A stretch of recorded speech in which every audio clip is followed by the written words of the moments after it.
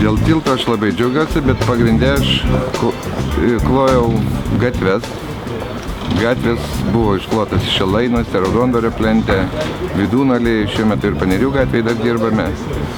Tai jaučiuosi puikiai dėl to, kad tas medalis vis dėlto mane suriša su mokykla, kurią ir baigiau Vileišio.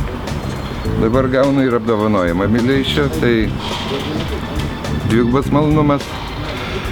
Nu ir kad naudodamas progą norėčiau vis dėlto padėkoti savo komandai. To apdovanojimo kaip ir nebūtų, jeigu ne mano gera vyrų komanda, kuri su manim kartu tai ir įvykdė.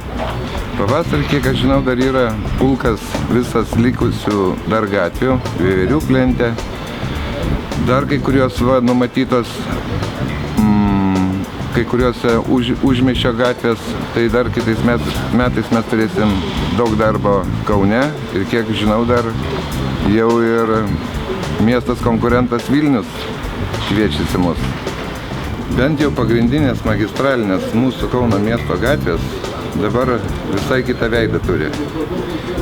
Lygios, gražios, nedobėtos, nestovi vanduo, nesitaškoma.